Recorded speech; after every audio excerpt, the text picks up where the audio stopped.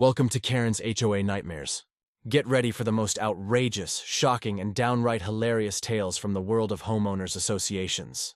In today's story, Scott Rogers, a PTSD-stricken veteran, had already lost so much: his marriage, his home, and precious time with his daughter, Emma. His only refuge was his grandfather's cabin on Lake Michigan.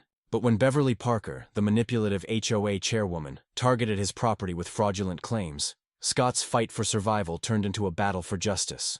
With the help of Henry Stone, a state official, Scott uncovered a web of systematic fraud orchestrated by Beverly. What started as a personal fight to save his cabin became a fight to expose a criminal enterprise. This is the story of how one man, armed with courage and evidence, brought down a powerful fraudster and protected what mattered most. Don't forget to like, subscribe, and share your thoughts in the comments, and keep up with our latest hot stories. The cabin door swung open suddenly, interrupting the conversation I was having with my mysterious visitor. Beverly Parker, the notorious HOA enforcer who had been wreaking havoc on our neighborhood for months, stormed in waving fraudulent seizure papers and shouting that she was taking my property. She had no idea who was sitting at my kitchen table. When she started her tirade, I saw a cold, knowing smile spread across my visitor's face.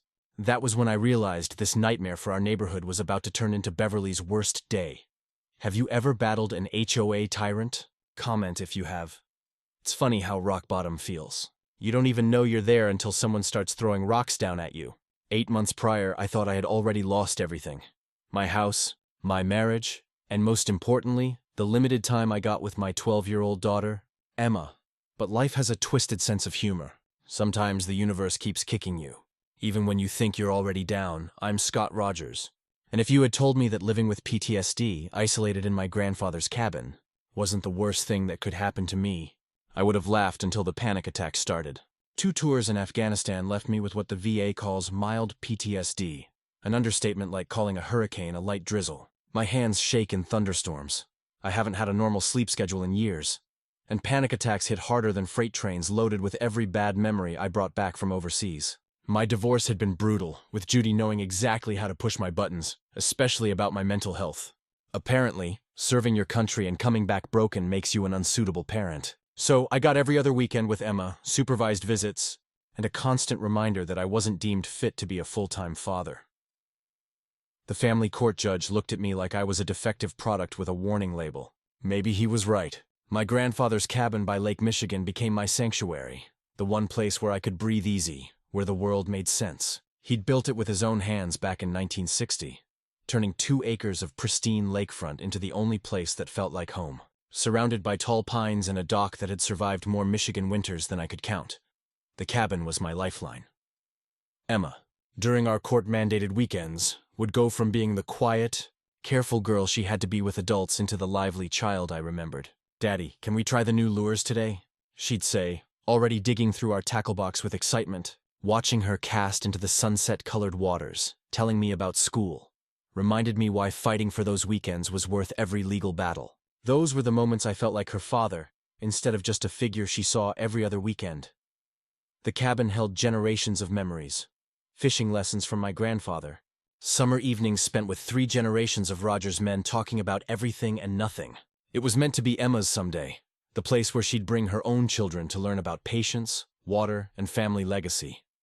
But sanctuaries aren't safe forever. Not when someone else wants what you have. I should have known something was off when I began noticing a silver sedan parked at the end of my driveway for hours, just watching. I should have trusted my instincts when I saw someone photographing my property from the road.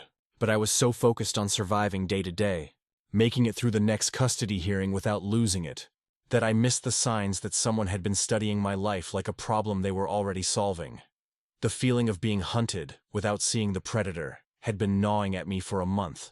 Then, one Tuesday morning, at 7 a.m., as I sat on my dock with coffee in hand, the quiet was shattered by the sound of car doors slamming in my driveway. I walked to the front and found her. Beverly Parker. I'd learn later that wasn't even her real name. She was climbing out of that silver sedan, looking like a woman who'd stepped out of a corporate boardroom and decided my lakeside cabin needed her professional attention. "Mr. Rogers," she called, her voice dripping with the sugary sweetness I'd learned to associate with trouble. "I'm Beverly Parker, Neighborhood Association chairwoman. This is Frank Martinez, county survey contractor." She gestured toward the man unloading surveying equipment, looking like he didn't want to be there but had no choice.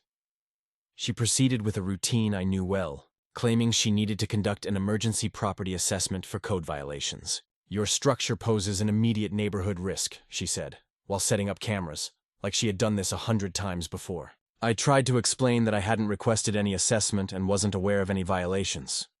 But Beverly cut me off with chilling efficiency. "We have documented evidence of an unstable veteran living in a housing code violation. Does your daughter know Daddy's breaking county regulations?" she said, using my mental health and Emma in the same sentence to deliberately push my buttons. It didn't take long for Frank to whisper, "She's got leverage." That was when I realized Beverly wasn't acting alone, and she had no intention of stopping. As Beverly and Frank left, I walked the property line, noticing a boundary marker near her garden seemed too close to my cabin. I pulled out an old family photo to check, but I began doubting myself. Was I just paranoid, or was something really wrong? When I couldn't get a hold of my lawyer, I left a voicemail asking about the property line, unsure if my mind was playing tricks on me. The next evening, my phone buzzed with a message from Judy. "Beverly Parker called me. Emergency meeting tomorrow about Emma's safety." I looked up and saw Beverly's silver sedan parked across the road, half hidden behind the pines. When she noticed I saw her, she made a slicing motion across her throat and glared at me through the window until I disappeared from sight. I knew this was just the beginning. What Beverly did next was psychological warfare that would destroy everything I knew about my neighbors. Using fake authority and fear, she managed to turn everyone against me, systematically isolating me. But she didn't stop there. She turned Emma's classmates against me too, spreading rumors and making parents nervous. The worst was when Emma came crying into my arms after a school day, asking if I was dangerous. How do you answer that? Within 48 hours, Beverly had weaponized an entire neighborhood with fear. She started delivering flyers filled with lies, claiming I was an unstable veteran with violent tendencies. She went so far as to schedule a community safety meeting, making it sound like my presence in the neighborhood was a threat to everyone. But as if things couldn't get worse, a new figure appeared in my driveway, a man in a government-issued vehicle, the type that screamed authority. Henry Stone, a state official investigating irregularities in Beverly's neighborhood assessments. He asked me about my interactions with Beverly, suspecting that she was working outside her legal boundaries. It was the first time in weeks I'd heard someone ask the right questions. Later, Frank Martinez confessed to me that Beverly had been paying him to falsify boundary measurements, using her position to steal property from unsuspecting neighbors. He had the proof, and I could see that he finally wanted out. Everything I'd suspected about her manipulation was true. Beverly's campaign was about to backfire, and I was finally ready to fight back. My folder contained photos of Emma and me, fishing, divorce paper copies, and PTSD treatment notes Beverly had somehow obtained. "She's been planning your property grab for months," Frank said, sliding my folder across the table with disgust. "The cabin, lakefront access, even mineral rights. She wants everything. She's built legal justification to take it all." Looking at that folder, seeing my private life reduced to bullet points in Beverly's predatory business plan, I felt rage building that was different from PTSD episodes. This wasn't panic or flashbacks. This was pure focused anger at someone who'd made destroying lives into a profitable business.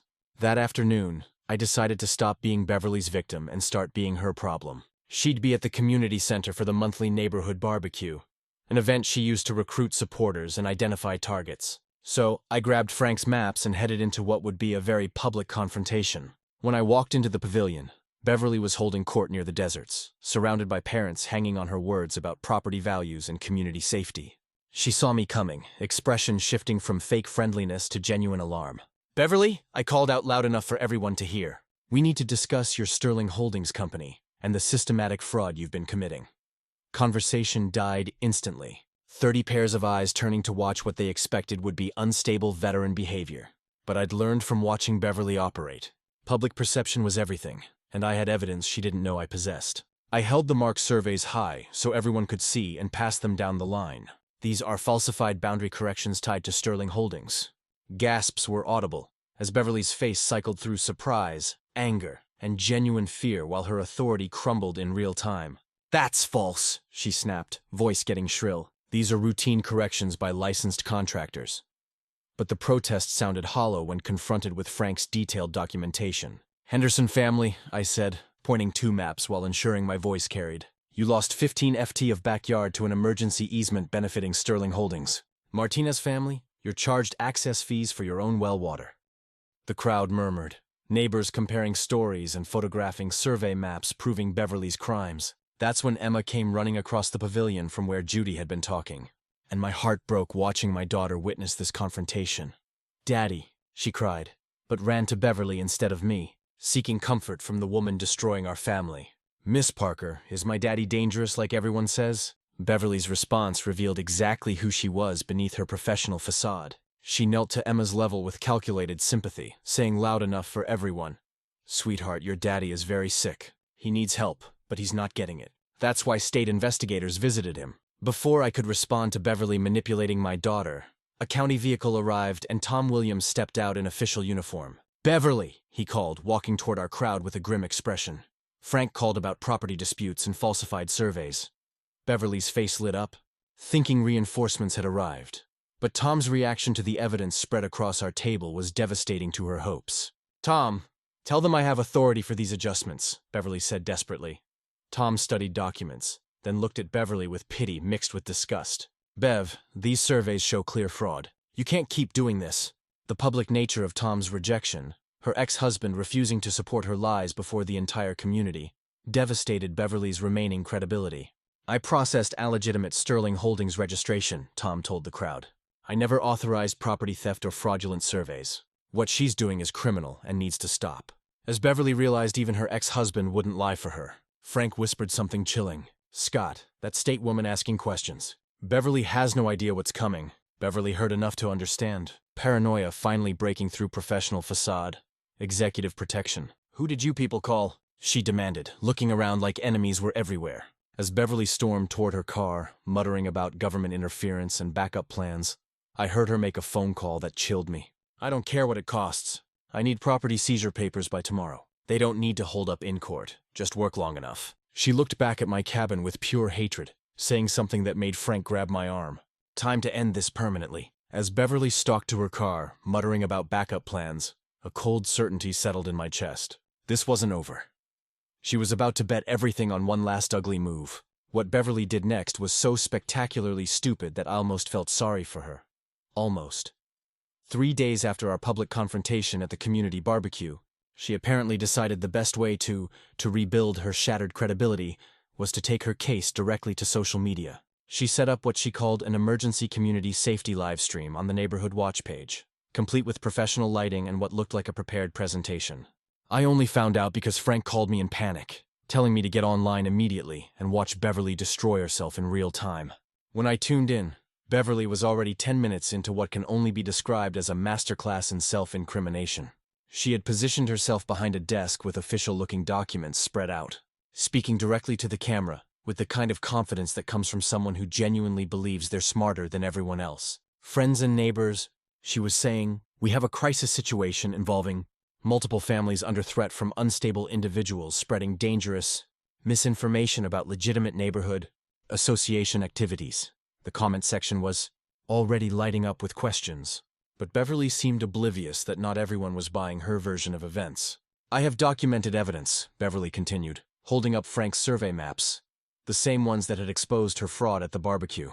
"These are court-authorized boundary corrections performed by licensed county contractors.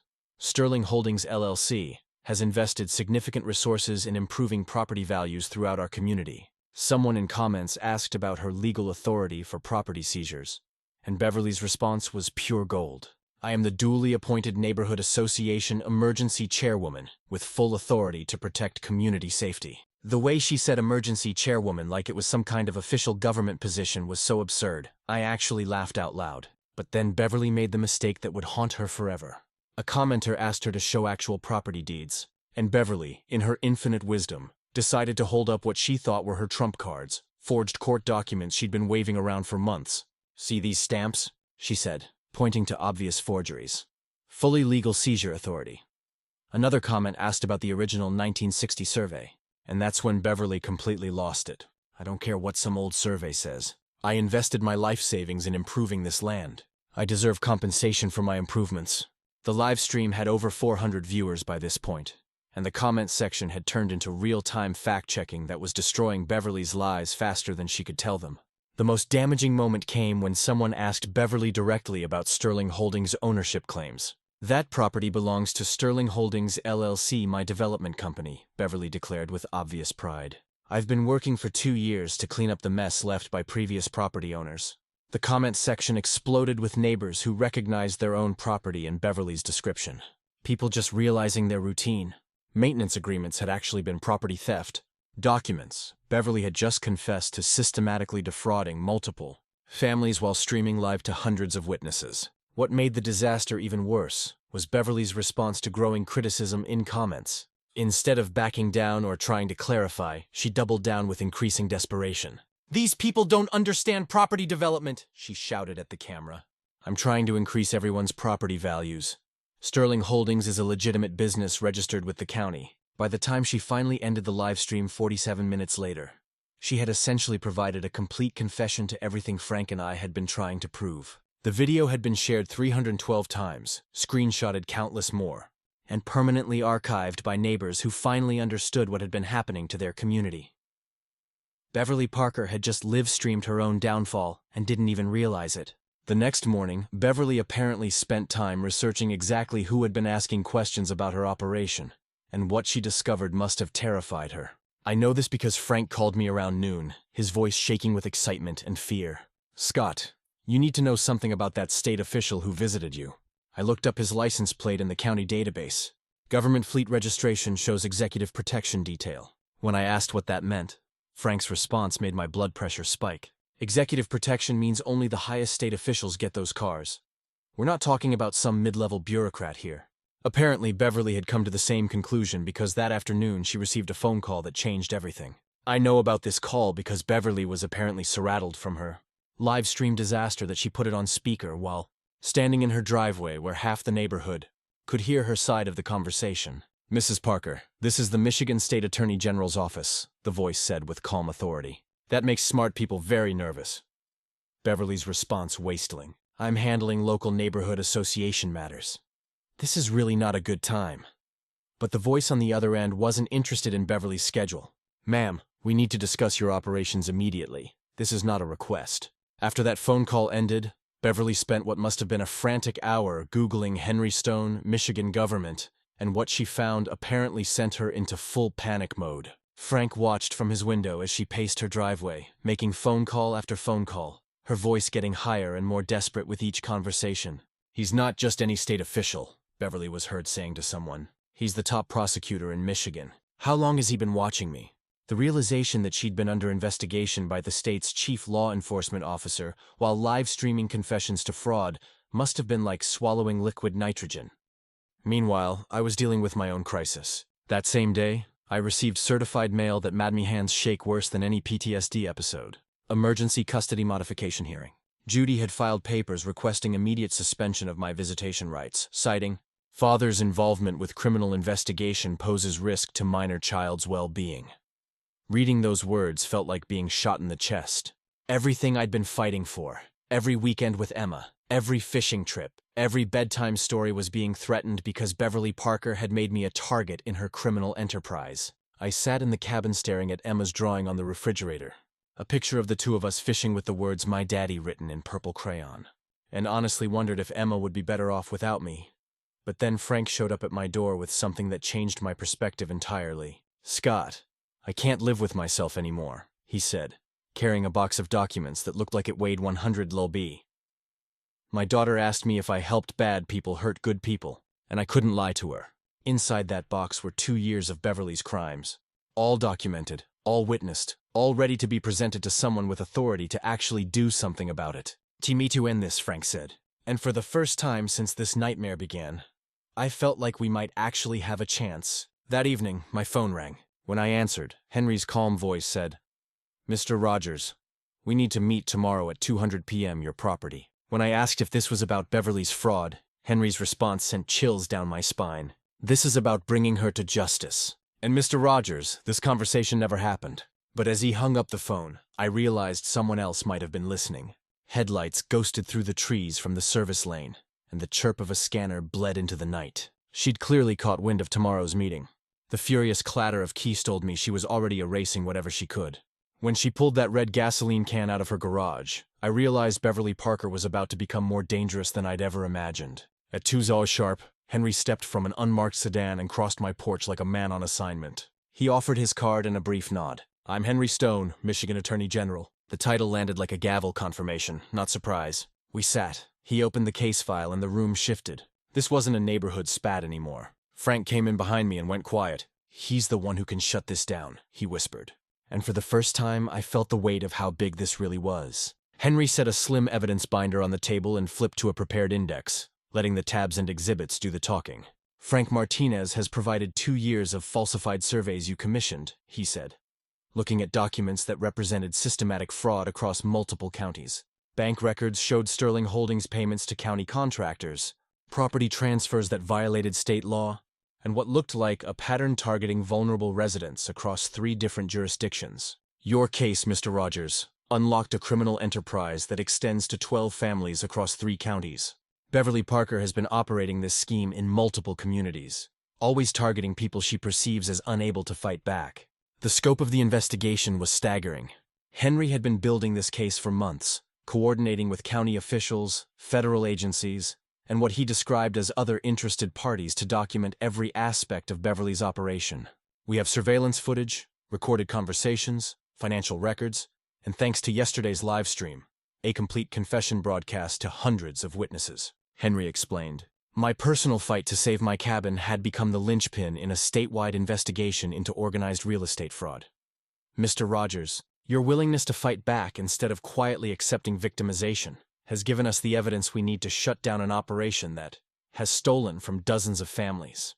What struck me most was Henry's personal investment in this case. This wasn't some bureaucratic exercise for him. He was genuinely angry about what Beverly had done to people like me, people who were just trying to rebuild their lives and protect their families. Predators like Beverly Parker count on their victims being too ashamed, too overwhelmed, or too isolated to fight back. Henry told me, "They target veterans, elderly couples, divorced parents, anyone who is already dealing with enough crisis to make legal action seem impossible. Your refusal to be quiet gave everyone else permission to speak up." As I listened to Henry describe the broader investigation, I realized my fight to protect Emma's inheritance had become something much more important. A chance to protect other families from the kind of systematic destruction Beverly specialized in. As Henry continued briefing me on the investigation, I kept glancing out the window at Beverly's house, wondering what our neighborhood chairwoman was planning for her next move. I didn't have to wonder long. Around 4, Beverly slipped into her car with a compact long-lens camera, angling the seat just enough behind the neighbor's fence to watch my porch without catching the road glare. She was conducting surveillance on a meeting with the state attorney general, apparently unaware that her target knew exactly who Henry was and why he was there. "She's watching us right now," I told Henry, pointing toward Beverly's car. Henry glanced out the window with what looked like professional interest rather than concern. "Perfect," he said. "Desperate people make predictable choices, and Beverly Parker is about to make the biggest mistake of her criminal career." Henry explained that Beverly's surveillance was actually working in our favor. She would see Henry's government vehicle, assume it belonged to some mid-level bureaucrat there to support her property seizure plans, and walk directly into what Henry described as the perfect trap. From her behavior over the next few hours, it was clear Beverly had convinced herself that Henry's presence was somehow connected to her own agenda. Frank watched from his window as Beverly made multiple phone calls, apparently trying to coordinate what she thought would be an official property seizure with state government backing. "She called some kind of process server," Frank reported. "I heard her say something about state officials already on site to witness legal proceedings. She thinks Henry is there to help her steal your property." The irony was breathtaking. Beverly was planning to serve fraudulent seizure papers to the Michigan Attorney General, while expecting that same official to validate her crimes. Henry used the time to prepare what he called the reception Beverly Parker deserves. He arranged for additional documentation to be brought to the cabin, coordinated with state police for Beverly's inevitable arrest, and most importantly, he prepared me for what was about to happen. "When she arrives, let her make her case completely," Henry instructed. "Let her present her fraudulent documents. Let her explain her authority. Let her confess to everything she's done. I want their entire criminal enterprise on record before we end this." The plan was elegant in its simplicity. Beverly would walk into my cabin expecting to find a helpful government official, and instead find herself confessing to systematic fraud in front of the state's chief prosecutor. Around 6 Beverly's surveillance became more active. She was taking photos of Henry's vehicle, making notes about what she probably thought were official proceedings, and at one point, she actually approached close enough to peer through my cabin windows. She's trying to determine how many officials are here, Henry observed with obvious amusement. She wants to make sure she has enough authority figures to witness what she thinks will be her greatest triumph. Beverly had no idea that the man she was spying on had the authority to end her criminal career with a single phone call. The finale element of the trap fell into place around 7:00 p.m., when Beverly called the process server she'd apparently hired for the next day's official seizure. Frank overheard enough of the conversation to understand that Beverly was planning to arrive at my cabin the following afternoon with legal-looking documents, expecting to find state officials ready to support her property grab. Perfect timing. Beverly was heard saying the state bureaucrat is here to make this official. She was planning the most important performance of her criminal career, completely unaware that their audience would be the one person in Michigan with the authority to arrest her on the spot. As the sun set over the lake, Henry finished his preparations and looked at me with something that might have been sympathy. "Mr. Rogers, tomorrow Beverly Parker will walk through that door expecting to steal your home. Instead, she's going to discover that justice has been waiting for her all along." Outside, Beverly's car finally pulled away from its surveillance position, but I knew she'd be back. Tomorrow would bring the confrontation we'd all been building toward, and for the first time since this nightmare began, I was confident about how it would end. The door handle was about to turn, Henry's handcuffs were ready, and Beverly Parker was walking straight into the biggest mistake of her criminal life. The next afternoon, at exactly 2:15, I heard the sound of multiple vehicles pulling into my driveway. Through the cabin window, I watched Beverly Parker step out of her silver sedan, with the kind of confidence that comes from someone who genuinely believes they're about to achieve their greatest victory. She was dressed in what looked like her most professional outfit, a navy blue suit that probably cost more than most people spend on work clothes, carrying a leather briefcase that was presumably filled with her fraudulent seizure documents. Behind her, a nervous-looking man in a cheap uniform was carrying official papers, and looking like he desperately wanted to be anywhere else in the world. "Showtime," Henry murmured from his position at my kitchen table, where he'd spread out Beverly's arrest warrant alongside evidence files that represented months of investigation. The Michigan Attorney General was about to meet Beverly Parker face to face, but only one of them knew what was really about to happen. Henry's calm professionalism was almost supernatural. He looked like someone settling in to watch an entertaining movie, rather than someone preparing to arrest a systematic fraudster. This was the moment we'd all been building toward, and I could feel the anticipation crackling in the air like electricity before a thunderstorm. Beverly's knock on the door was professional, measured, the kind of authoritative rapping designed to convey official business. When I opened the door, Beverly's smile was the brightest I'd ever seen it, probably because she thought she was about to steal my home with state government backing. "Mr. Rogers," she said, her voice dripping with fake sympathy, "I have official court documents for service. This is Mr. Thompson, licensed process server." The man behind her looked distinctly uncomfortable, like he'd started to suspect that whatever Beverly was paying him for wasn't entirely legitimate. His survival instincts were clearly better developed than Beverly's. "There's a state representative inside who can witness these proceedings," Beverly continued, pushing past me into the cabin with the kind of aggressive confidence that had been her trademark throughout this entire nightmare. When she saw Henry sitting calmly at my kitchen table, Beverly's face lit up like Christmas morning. State representative. Perfect timing for official business. Beverly had apparently convinced herself that Henry's presence was not only expected, but actively supportive of her property seizure plans. The irony was so perfect it was almost artistic. She was about to present fraudulent legal documents to the one person in Michigan with the authority to immediately recognize them as forgeries. "Ma'am, thank you for being here," Beverly said, approaching Henry with the kind of difference she probably thought would impress a government official. "I'm Beverly Parker, authorized Neighborhood Association emergency chairwoman. We have a court-ordered property seizure situation that requires a state witness." She snapped open a leather folio and slid a stapled packet forward like it was the crown jewel of her case, never guessing the man across from her could spot a forgery at a glance. The confidence radiating from Beverly was almost breathtaking. She genuinely believed she was moments away from pulling off the perfect crime with official government backing. "This property poses immediate safety risks to the community," Beverly continued, her voice taking on that official tone she'd perfected over months of terrorizing my neighbors. "And Sterling Holdings LLC has court-authorized authority for emergency possession recovery." Henry looked up from the papers Beverly had just presented with the kind of calm interest that probably should have been a warning sign to anyone with functioning survival instincts. "Emergency neighborhood chairwoman?" he asked, his voice carrying just a hint of curiosity that Beverly completely misinterpreted as professional interest rather than the setup for her complete destruction. Beverly's chest puffed up with obvious pride as she launched into her prepared speech. "Yes, sir," the court appointed after discovering multiple code violations and safety hazards throughout this area. These documents show full legal justification for immediate property transfer to Sterling Holdings for community safety purposes. And the way she said court app appointed was particularly rich, considering that no court had ever heard of Beverly Parker or her fictional authority. She was presenting herself as some kind of official government appointee to the actual head of Michigan's law enforcement, apparently convinced that her performance was so convincing that even the Attorney General would be fooled. What happened next was so perfectly orchestrated that I almost felt sorry for Beverly. Almost. Henry stood up slowly, his movement commanding immediate attention from everyone in the room.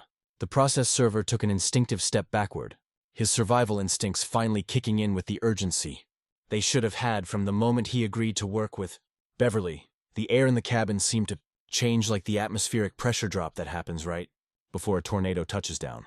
Beverly was still smiling, still confident, still completely unaware that she was seconds away from the biggest shock of her criminal career. "Mrs. Parker," Henry said, his voice carrying the kind of quiet authority that makes smart people very nervous. "I'm not a county official." Beverly looked confused for just a moment, probably wondering why Henry was correcting what seemed like an unimportant detail about his governmental affiliation.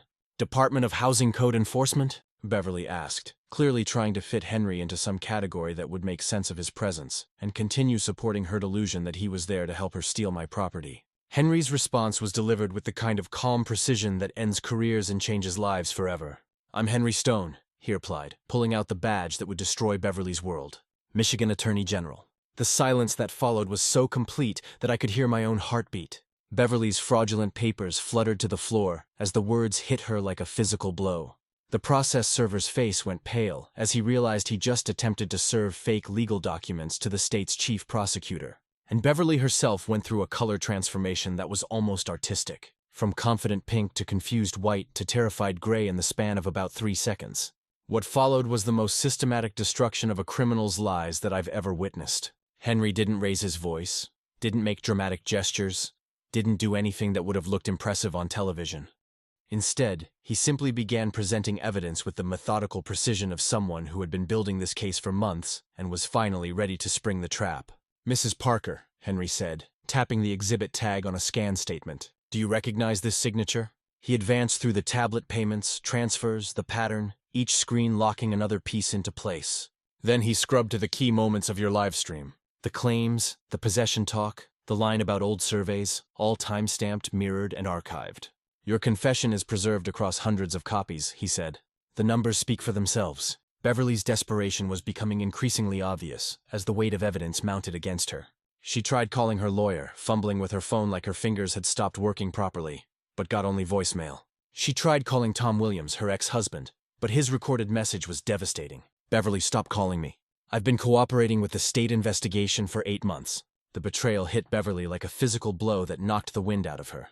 8 months? She whispered, staring at her phone like it had personally attacked her. 8 months you've been working with them against me. The realization that her own ex-husband had been feeding information to state investigators while she built her criminal empire was the kind of betrayal that breaks people's minds. "My own husband destroyed me for them!" Beverly cried, her voice rising to a pitch that suggested complete psychological breakdown. The professional facade she'd maintained throughout this entire criminal enterprise was finally cracking, revealing the desperate, terrified person underneath, who had gambled everything on a scheme that was always going to collapse eventually. That's when Beverly made her final desperate move, lunging for the evidence spread across my table with the kind of manic energy that comes from complete panic. "If I destroy this, there's no case," she screamed, grabbing for bank records and survey documents like destroying physical copies would somehow erase digital evidence and witness testimony. I caught her wrist before she could damage anything, and the physical contact seemed to snap something in Beverly's brain. 20 years, she shouted, struggling against my grip with surprising strength. 20 years I planned this. 20 years building my empire piece by piece. Her confession was complete now, delivered in front of the Michigan Attorney General with the kind of detailed specificity that prosecutors dream about. Frank had been watching from the doorway, and he stepped forward to help restrain Beverly as her mental breakdown continued. "Beverly, it's over," he said with something that might have been pity mixed with relief. You need to stop before you make this worse for yourself." But Beverly was beyond rational thought, laughing hysterically as she realized that her entire criminal enterprise had collapsed in a single afternoon. Henry had seen enough. He stood up with the kin of calm authority that ends careers and lives, pulling out handcuffs with practiced efficiency that suggested this wasn't his first arrest of a white-collar criminal. "Beverly Parker, you're under arrest for systematic fraud, conspiracy, trespassing, false imprisonment, and obstruction of justice," he said, the words carrying the weight of months of investigation and years of victim suffering. The sound of the handcuffs clicking into place was one of the most satisfying sounds I'd ever heard. The sound of justice being served after months of watching Beverly destroy people's lives with complete impunity. But Henry wasn't finished. As Beverly sagged in handcuffs, finally understanding that her criminal career was over, Henry delivered one final revelation that changed everything I thought I knew about our neighborhood chairwoman. "Mr. Rogers, there's something else you need to know," Henry said, looking at me with the kind of expression that suggests more surprises are coming. "Beverly Parker isn't her real name, and this isn't her first time doing this." My jaw dropped as Henry continued with information that made Beverly's crimes even more chilling than I'd imagined. "We've been tracking her across 4 states under 3 different identities," Henry explained, showing me files from similar operations in Ohio, Indiana, and Pennsylvania. "She's not just a neighborhood fraud. She's a professional predator who specializes in targeting vulnerable communities, elderly developments, veteran housing areas, neighborhoods recovering from natural disasters, anywhere people might be too overwhelmed or isolated to mount effective resistance to systematic theft." The scope of Beverly's criminal career was staggering, and I realized that my little lakeside community had been just the latest stop in a multi-state crime spree that had been going on for years. As state police cars arrived to transport Beverly to jail, Henry turned to me with something that might have been respect mixed with gratitude. "Mr. Rogers, you're not here first victim," he told me as we watched Beverly being loaded into a police car while she screamed about backup plans and appeals. "You're just the first one brave enough to fight back effectively. Your willingness to stand up instead of quietly accepting victimization has given everyone else permission to speak up." As I watched the last police car drive away with our neighborhood nightmare finally in custody, I realized that my fight to protect Emma's inheritance had become something much bigger. A blow against predators everywhere who count on their victims being too afraid, too ashamed, or too isolated to demand justice. If you've made it this far, you're probably thinking the same thing I was. How many families did Beverly destroy before she met someone willing to fight back? Share your thoughts on what justice really looks like. Is prison enough for someone like this? 4 weeks later, I was sitting on my dock teaching Emma to cast when the local news van pulled into my driveway for what they called a follow-up story on neighborhood fraud. The reporter, a young woman with the kind of energy that suggests she's found a story worth telling, set up her camera with the lake in the background and delivered news that felt like vindication. Beverly Parker, former neighborhood association chairwoman operating under a false identity, has been sentenced to 24 months in federal prison for systematic real estate fraud affecting 12 families across 3 counties. 24 months felt almost anticlimactic after everything she'd put us through. But Henry had explained that Beverly's sentence was just the beginning. Federal investigators were building cases in 3 other states that would likely add years to her prison term. The woman who had terrorized my community and tried to steal my family's legacy was finally facing consequences that matched the scope of her crimes. Justice might move slowly, but when it finally arrives, it's thorough. The community healing that followed Beverly's arrest was remarkable to witness. Within days of her sentencing, neighbors who had been avoiding me for months started showing up at my cabin with casseroles, apologies and stories about their own interactions. With our former neighborhood chairwoman, Mrs. Clark brought homemade soup and tears in her eyes as she explained how Beverly had convinced her that I was dangerous to children. "Scott, we're so sorry we believed her lies," she said, her grandchildren peeking out from behind her legs with the kind of curiosity that suggested they'd been told I was safe now. She showed us fake police reports, forged mental health evaluations, even photographs that she claimed showed property damage you'd caused during episodes. Mrs. Clark continued, her voice heavy with guilt about how easily she'd been fooled. The father who had asked about calling child protective services at that terrible PTA meeting came by to explain how Beverly had manipulated the entire community with fabricated evidence and carefully timed revelations designed to turn my neighbors into weapons against me. "She told us you were a documented threat," he said, obviously embarrassed. "She had official-looking paperwork, recordings of what she claimed were threatening phone calls, even video footage that she said showed you acting erratically. What struck me was how systematic Beverly's manipulation had been. She hadn't just lied about me. She'd created an entire false narrative complete with fabricated evidence that would have convinced anyone who didn't know the truth. The property restoration process was surprisingly swift once Beverly's crimes became public. Sterling Holdings LLC was dissolved, its assets liquidated to compensate victims, and all the fraudulent property transfers were reversed by court order. The Henderson family got their backyard playground back. The elderly couple reclaimed their vegetable garden, and the Martinez family was refunded 3 years of illegal water access fees. Frank, who had been dreading the consequences of his cooperation with Beverly's fraud, ended up getting accommodation from the county for his role in exposing the scheme. Mr. Martinez's documentation and testimony were essential to our investigation. The prosecutor announced at a press conference that made Frank look like a hero instead of an accomplice. His willingness to come forward despite personal risk helped us protect dozens of families from ongoing victimization. Frank had parlayed his cooperation into a legitimate surveying business with the county prosecutor's office, conducting property assessments to ensure that other Beverly Parkers couldn't exploit vulnerable communities. But the most important healing was happening in my own family. Emma, who had spent months confused about whether her father was dangerous, was finally getting the truth about what had happened to us. Judy's custody reversal came through 2 weeks after Beverly's sentencing, restoring our shared custody arrangement, and officially acknowledging that the safety concerns that had threatened my parenting rights were based on fraudulent information. "Scott, I owe you an enormous apology," Judy told me when she dropped off the court papers. "Beverly Parker was so convincing, so professional in her presentation of evidence against you. I thought I was protecting Emma." The fact that Judy had been manipulated just like everyone else actually helped our co-parenting relationship. We were both victims of Beverly's systematic campaign to destroy my reputation. 6 months later, life had settled into something that felt almost normal. Emma spent half her time at the cabin now, and our fishing expeditions had become the foundation of a rebuilt father-daughter relationship that was stronger than anything we'd had before Beverly Parker entered our lives. The American flag that my grandfather had flown on the cabin porch had been restored to its proper place, and every morning, when I saw it fluttering over the lake, I was reminded that sometimes justice really does prevail when good people refuse to give up fighting. The 3 generations of the Rogers family legacy felt secure for the first time since my grandfather's death. Emma had learned to fish with the same rod my grandfather had taught me to use, and she was already talking about teaching her own children someday. "Will you tell them the story about the bad lady who tried to steal our cabin?" she asked one evening as we watched the sunset over water that legally, officially, and permanently belonged to our family.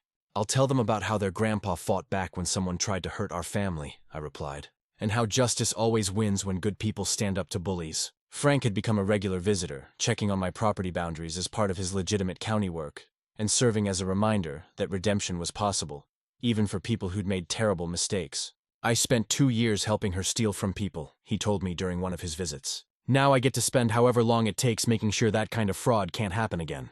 His transformation from reluctant accomplice to dedicated advocate for property rights had been remarkable to witness, and Emma adored him as the man who had helped save our home. But apparently my story wasn't quite finished. On a Tuesday evening in early spring, while Emma and I were practicing her casting technique near the dock, my phone rang with a number I didn't recognize. When I answered, a distorted voice said something that made me blood run cold. "Mr. Rogers, you destroyed my sister's life." The call was brief, menacing, and obviously intended to terrify me.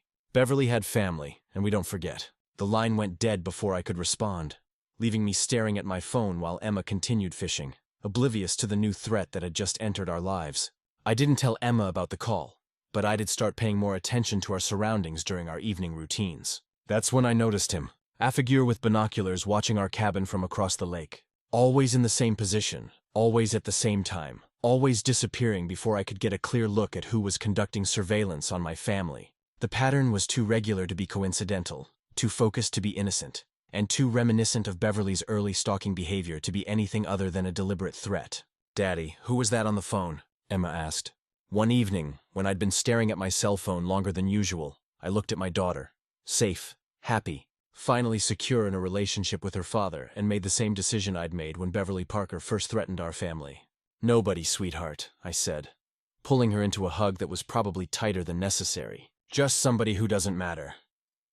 But as I held Emma and watched that distant figure disappear into the tree line across the lake, I knew that sometimes winning one battle just makes you a target for the next war. Sometimes justice isn't the end of the story. It's just the beginning of the next chapter. And Beverly Parker's family was about to teach me that protecting your home and family is a responsibility that never really ends. Sometimes the best way to heal from one fight isn't avoiding conflict entirely. It's making sure you're always ready to protect what matters most.